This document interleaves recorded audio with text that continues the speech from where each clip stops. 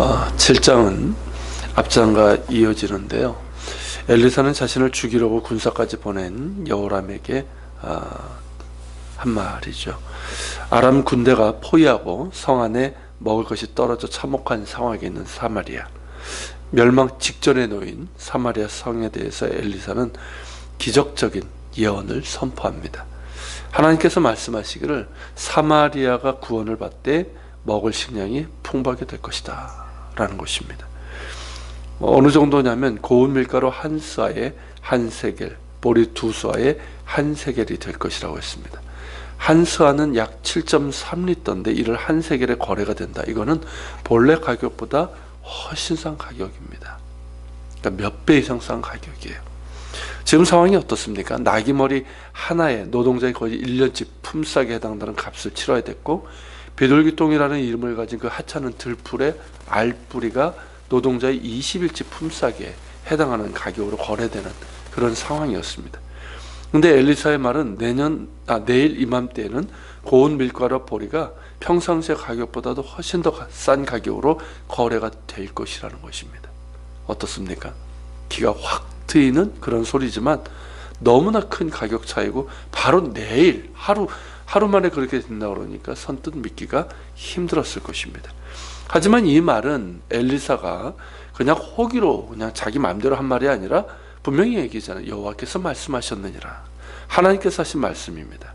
그렇다면 믿으려고 해야지요. 그런데 어떻습니까? 그 말을 들은 자들은 믿지 않았고 도리어 조롱을 했습니다. 2절에서 보는 것처럼 왕을 부축하던 한 장관, 곧 시종무관이라고 할 수 있는 이 사람이 엘리사에게 무엇이라고 말합니까?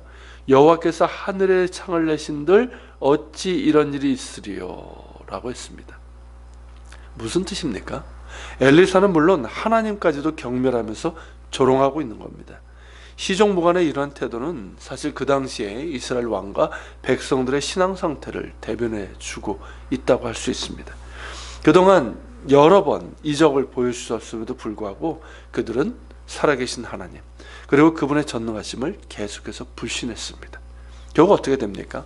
엘리사의 예언대로 이루어졌고, 이 시종무관은 그것을 보기는 했지만 그것을 먹지는 못하게 됩니다. 하나님과 엘리사를 경멸하고 조롱한 그는 성문으로 쏟아져 나온 그 굶주린 백성들에게 밟혀 죽고 맙니다. 불신앙의 대가는 늘 이렇습니다. 특히 하나님께서 많은 은혜를 주셨음에도 불구하고 믿지 못하고 이에 더해서 하나님을 경멸하는 이 불신앙과 반역의 대가는 결국 하나님의 준엄한 심판이 될 수밖에 없습니다. 하나님은 전능하신 하나님이십니다. 그 하나님 앞에 의심과 불신앙이 아닌 믿음과 겸손한 신뢰로 설 수 있기를 바랍니다. 의심이 들 때는 차라리 믿음을 주옵소서라고 간구하는 것이 맞습니다. 나의 믿음 없음이 하나님을 조롱하고 경멸하는 것이 되지 않도록 해야 합니다. 특별히 말에 있어서 주의해야 합니다. 오늘 본문에서 보는 것처럼 이 부정적인 말 한마디의 무게는 무겁고 파괴적이고 그 대가는 쓰디씁니다. 이스라엘 백성이 광야에 있을 때에 하나님께서는 너의 말이 내 귀에 들린 대로 내가 너희에게 행하리니 라고 하셨습니다. 어떤 상황이었습니까? 가나안 정탐을 마친 후에 여호수아 갈렙을 제외한 10명의 정탐꾼들이 가나안 땅을 악평하면서 하나님을 원망했죠. 백성들 역시 그들과 동조하면서 그들을 애굽에서 구원하신 하나님을 원망하고 경멸했습니다. 그들이 말한 대로, 그들의 말이 하나님의 귀에 들린 대로 너희에게 행하시겠다고 하신 것입니다. 그래서 그들은 그들이 말한 대로 40년이라는 이 기간을 광야에서 보내다가 모두 광야에서 죽고 맙니다. 그리고 약속의 땅에는 출애굽 세대 중에서는 여호수아와 갈렙을 제외하고는 들어가지 못하게 되죠. 다만 그들이 우리 자녀들도 이 광야에서 죽겠다고 했는데 그 자녀들에게는 긍휼을 베푸셔서 약속의 땅에 들어가게 하셨습니다. 말은 너무나도 중요합니다. 부정적인 말, 이 불신앙의 말 한마디의 무게가 얼마나 무서운지요. 긍정적인 말, 믿음의 말이 얼마나 복된지요.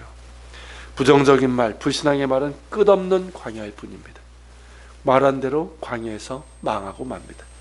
그러나 긍정적인 말, 믿음의 말은 그들을 약속의 땅으로 이끕니다. 그 말이 구원에 이르게 됩니다.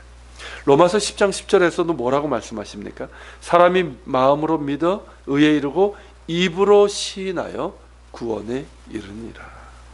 구원에 이르는 은혜도 말에서부터 시작됩니다. 그건 믿음의 말이요, 아멘의 말이고 긍정의 말입니다. 사랑하는 여러분, 거듭남이란 그 생각과 말에 있어서도 거듭남을 뜻합니다. 우리의 생각과 말도 하나님의 말씀과 성령으로 거듭날 수 있기를 바랍니다. 그래서 어떤 상황 가운데서도 살아계시고 전능하신 하나님을 신뢰하고 아멘과 순종으로 화답하고 또 믿음과 순종에 근거한 긍정의 언어와 행위가 따를 수 있길 바랍니다. 너의 말이 내 귀에 들린 대로 내가 너에게 행하리니. 하나님의 귀에 들리는 우리의 말이 열명의 부정적이고 불신앙의 말, 불평과 원망의 말이 아니라 여호수아 갈렙과 같은 믿음의 말이요, 믿음에 기초한 긍정적인 말이 되고 하나님의 은혜에 대한 감사의 말이 될 수 있기를 바랍니다. 같이 기도하겠습니다. 살아계신 주님, 오늘 하나님의 말씀에도 불구하고 물론 우리가 믿음이 없고 또 의심이 들 수 있지만 하나님을 조롱하고 그의 종까지 조롱한 시종무관의 모습을 보고 그 대가를 봅니다. 주님, 너희 말이 내게 들린 대로 행하리니. 주의 말씀입니다. 주님, 우리의 말이 또 하나님의 귀에 들리는 우리의 말이 주님 믿음 없는 말이 되지 않게 하여 주시고 오직 하나님의 긍휼을 구하며 또 하나님을 신뢰하려고 애쓰고 또 그 믿음과 순종에 기초한 말이 되어서 하나님을 찬양하고 감사하고 하나님의 긍휼을 구하는 그 은혜를 구하는 말이 되게 하여 주옵소서. 오늘도 하나님 그러한 말로 살아가길 원합니다. 같이 기도하며 나갑시다.